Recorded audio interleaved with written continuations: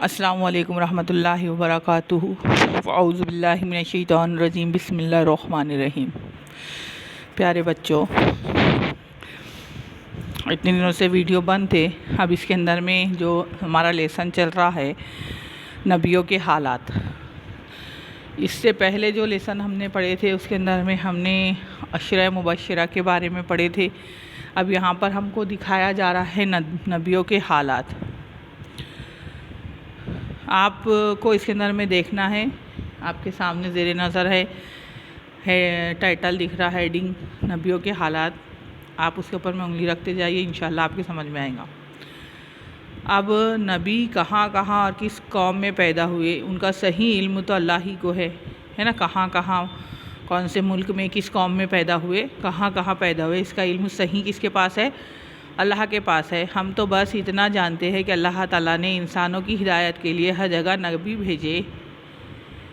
ہم کو صرف اتنا دیکھنا ہے، ہم کو یہ نہیں کھوج کرنا ہے کہاں پیدا ہوئے، کس قوم میں پیدا ہوئے، تو ہم کو معلوم ہو جاتا۔ بس ہم کو اتنا جاننا ہے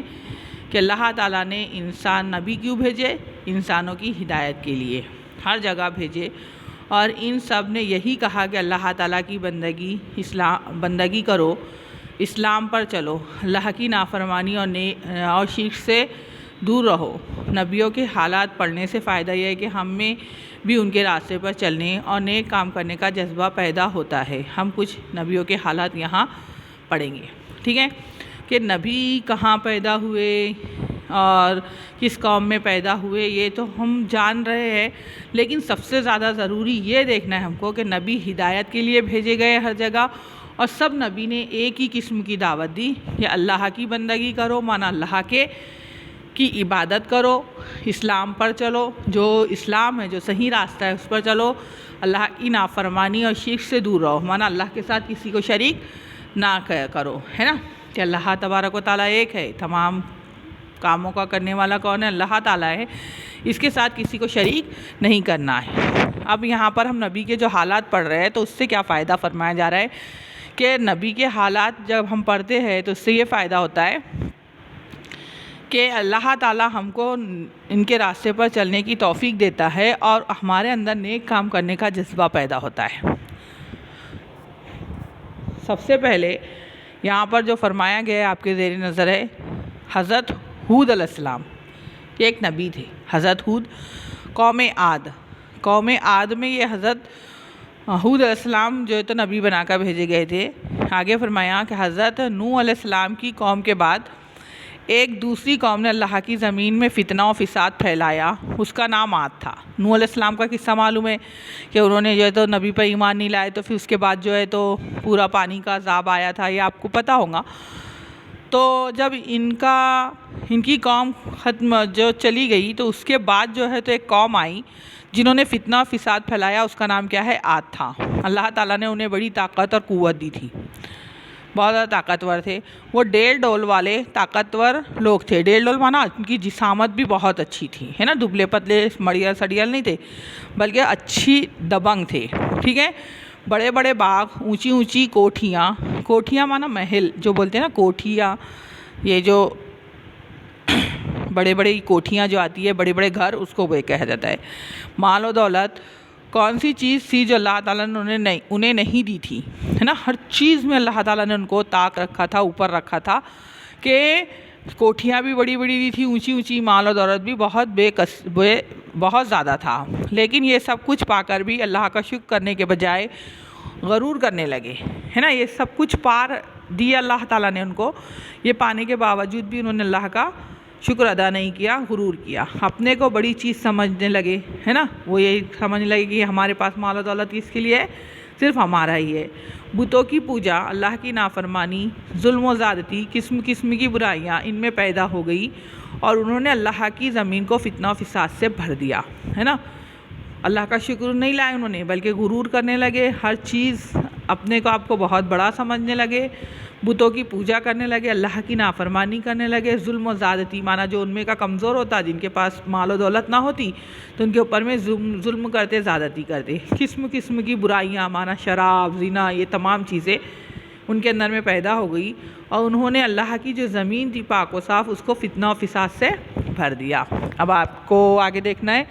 آگے فرمایا گیا ہے اس کے اندر میں کہ ہود علیہ السلام،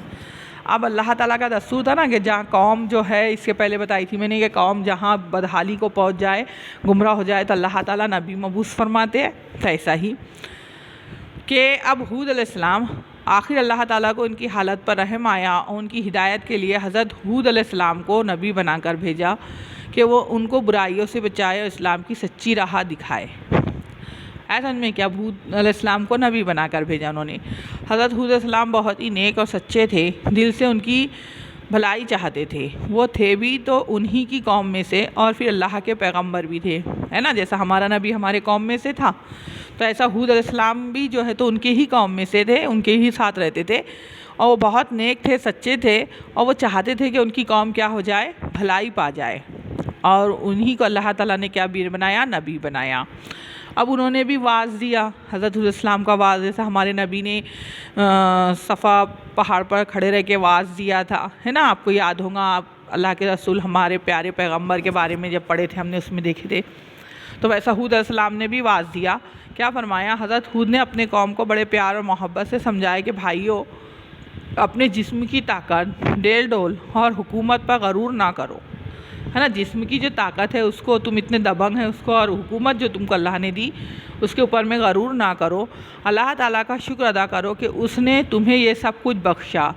نوح علیہ السلام کی قوم کے بعد تمہیں زمین پر حکومت دی، خوشحالی دی اور ہر طرح کا عیش و آرام بخشا، ہے نا، کہ نوح علیہ السلام کی قوم تو کیا ہو گئی، ختم ہو گئی تھی، پھر دھیرے دھیرے ان کے اندر میں ضلالت آئی، جو بچ گئے تھے پورا واقعے کے بعد، تو اب انہوں نے سرکشی کی، تو ہود علیہ السلام آئے، ہود علیہ السلام نے ان کو واعظ دیا کہ تم کو اللہ تعالیٰ نے زمین کی حکومت دی، خوشحالی دی، ہر طرح کا عیش و آرام بخشا، اللہ کو نہ بھولو، ہے نا، یہ تمام چیزیں تم کو کس نے دی، اللہ نے دی، تو اللہ کو نہ بھولو،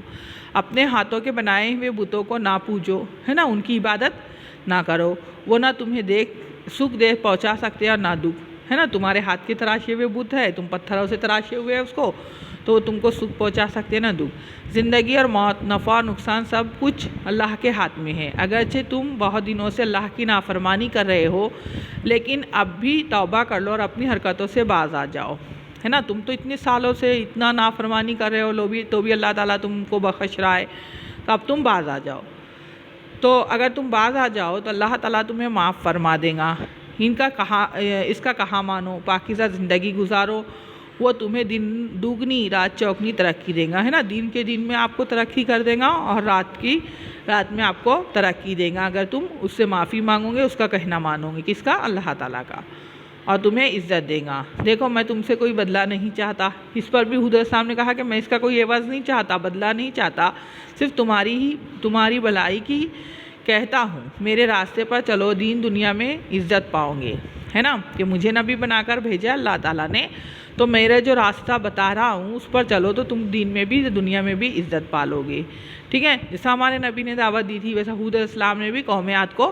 دعوت دی۔ اب قوم عاد نے کیا سلوک کیا وہ بتایا ہے اس کے اندر میں، آخری پیرا میں یا اگلے پیرا میں، کہ قوم کا سلوک، مگر قوم نے ایک نہ مانی، اتنی سارا واعظ دی انہوں نے، اتنی سارا ان کو سمجھایا، لیکن انہوں نے ایک بھی بات نہیں مانی، سنی انسنی کر دی، ہے نا، ایک کان سے سنا دوسرے سے نکال دیا، اور برابر ظلم کرتے رہے، بتوں کو پوجتے رہے، بلکہ الٹا حضرت ہود علیہ السلام کو جھٹلانے لگے، ہے نا، اپنی سرکشی سے باز نہیں آئے بلکہ نبی کو جھٹلایا، انہیں ستاتے، دکھ پہنچاتے، کہتے کہ اللہ تعالیٰ نے کوئی نبی نہیں بھیجا ہے اور نہ کوئی پیغام بھیجا ہے نا، کیا کہتے، جھٹلا دیتے کہ کوئی نبی ابھی نہیں ہے تم، اور نہ اللہ نے پیغام بھیجا ہے، تم اپنے جی سے گھڑ کر یہ سب کچھ کہہ رہے ہو، ہے نا، اپنی من کی بات کہہ رہے ہو تم، اللہ نے تم کو نبی بنا کر نہیں بھیجا۔ حضرت حود علیہ السلام کو حضرت حود علیہ السلام کو توبہ توبہ بیوقوف اور پاگل کہنے لگے، ہے نا، نعوذ باللہ، کیا کہنے لگے وہ اللہ کے رسول کو کہ یہ کیا ہے، بیوقوف ہے اور پاگل ہے، اور پھر اس کے ساتھ جو ہے تو آپ کا آگے دیکھنا ہے کہ اس کے ساتھ جو ہے تو آپ کو پاگل بھی کہنے لگے، اور جو ہے تو مذاق اڑاتے تھے، اور اس کے بعد جو ہے تو آپ کو آپ کی طرح طرح سے اذیت پہنچاتے، ہے نا، آپ کو جو ہے تو طرح طرح سے اذیت مانا تکلیف پہنچاتے۔ حضرت ہود علیہ السلام ان کے ظلموں کو سہتے، صبر کرتے اور کہتے بھائیو یہ نہ میں خبتی ہوں، مانا نہ میں پاگل ہوں نہ پاگل ہوں۔ خبتی مانا جو تھوڑا سا پاگل رہتا ہے نا اس کو خبتی کہتے ہیں نا، نہ میں وہ ہوں نہ پورا پاگل ہوں، میں تو اللہ کا بھیجا ہوا نبی ہوں، ہے نا، میں پاگل نہیں ہوں، مجھے خبتی کا سمجھ کر نہ مذاق مت اڑاؤ، میں تو اللہ کا بھیجا ہوا ہوں۔ میں تمہیں پھر بتاتا ہوں، کان کھول کر سن لو، ہے نا، وارننگ دی اب انہوں نے، کان کھول کر سن لو، اگر تم ان حرکتوں سے باز نہ آئے تو اللہ تعالیٰ تمہیں سخت عذاب دے گا، آسمان سے عذاب بھیجے گا، اور پھر آخرت میں دنیا سے بھی سخت عذاب جھیلنا ہوگا، ہے نا۔ وارننگ دی کہ اگر تم باز نہیں آئے اپنی یہ نافرمانیوں سے، اپنی حرکتوں سے، تو اللہ تعالیٰ تم کو عذاب دے دے گا دنیا میں، اور بہت زیادہ سخت عذاب دے گا، جیسا کہ پچھلی قوم کو دیا گیا تھا، جیسا کہ ان کے پہلے کون آیا تھا، نوح علیہ السلام کو قوم کو عذاب دیا گیا تھا، پانی کا عذاب،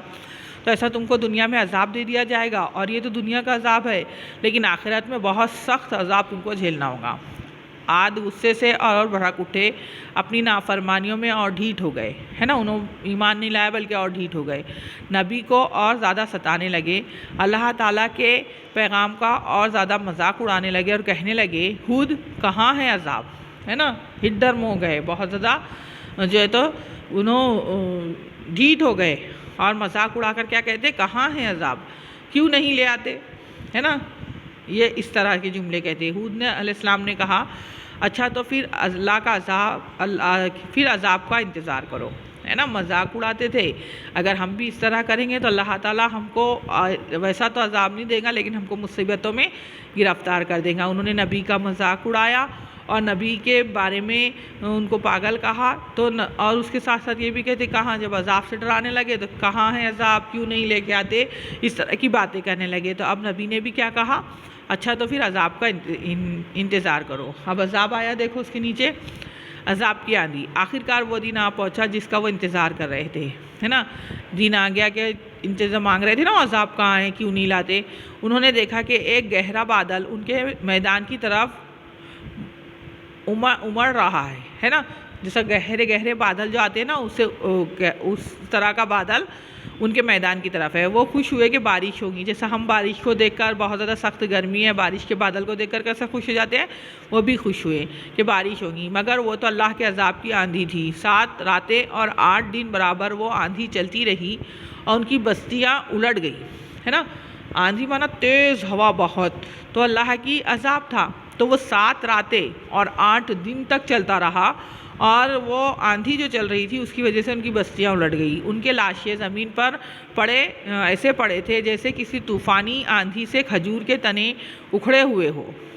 ہے نا، جیسا کہ بہت تیز بارش ہو تو جھاڑ کے کیسے جھاڑ اکھڑ جاتے ابھی ہم دیکھتے، تو ایسے ان کے لاشیں تھے، ان کے جسم تھے۔ عاد کا سب گھمنڈ اور غرور خاک میں مل گیا، وہ کہتے تھے کہ ہم سے زیادہ طاقتور کون ہوگا، لیکن عذاب کے آندھی نے انہیں ایسا تباہ کیا کہ کھنڈروں کے سوا کچھ باقی نہ بچا، اتنا زیادہ مال و دولت، اتنی زیادہ کوٹھیاں وغیرہ تمام ان کا ختم ہو گیا، کھنڈر ہو گئے۔ بے شک اللہ تعالیٰ بڑی طاقت والا ہے، جو لوگ اللہ کی نبی پر ایمان لائے اور اللہ کے حکموں پر چلے، اللہ تعالیٰ نے انہیں حضرت ہود علیہ السلام کے ساتھ عذاب کی آندھی سے بچا لیا، جیسا نوح علیہ السلام کے ساتھ جتنے لوگ تھے پانی کے عذاب سے بچ گئے تھے، ایسا ہی ہود علیہ السلام پر جو چند لوگ ایمان لے آئے تھے تو ان کو اللہ تعالیٰ نے ہود علیہ السلام کو ان کو بچا لیا۔ اس طرح سے ان کے اوپر میں عذاب لایا گیا، کس وجہ سے کہ انہوں نے نبی کی بات نہیں مانی تھی، انہوں نے نبی کے طریقے پر عمل نہیں کیا تھا، انہوں نے اللہ کو ایک نہیں مانا تھا، تو اللہ تعالیٰ نے ان کے اوپر میں یہ عذاب نازل کر دیا۔ تو ہم کو اللہ کے حکموں پر چلنا ہے اور نبی کی باتوں پہ دھیان دے کر عمل کرنا ہے، تاکہ اللہ تعالیٰ ہم کو یہ فرداً جو عذاب ہے اس سے محفوظ رکھے۔ ہم پہ تو اللہ کے نبی کی دعا کا اثر ہے کہ اللہ ہمارے اوپر میں ایسے عذاب مسلط نہیں کرتا، لیکن جو ہمارے حالات ہیں، جو ہمارے اوپر میں حالات مسلط ہو گئے، یہ بھی عذاب کی ہی طرح کا ایک شکل ہے، اللہ تعالیٰ اس سے ہماری حفاظت فرمائے اور ہم کو نبی اور اللہ کے طریقے پر چلنے والا بنائے، تاکہ یہ جو عذاب عامہ ہمارے اوپر میں پھیل چکا ہے تو اللہ تعالیٰ اس سے ہم کو محفوظ رکھے، ٹھیک ہے۔ یہ مصیبت مینس عذاب ہے نا، عذاب میں مصیبت آتی ہے نا، تو مصیبت مینس عذاب، کوئی بھی مصیبت اگر آ رہی ہے گویا کہ کیا ہے وہ جس سے انسان کو تکلیف ہو رہی ہے وہ ایک قسم کا عذاب ہے، تو اس سے ہم کو اللہ تعالیٰ محفوظ رکھے، ٹھیک ہے؟ دعا میں یاد رکھنا ہے۔ اللہ حافظ، خدا حافظ، فی امان اللہ۔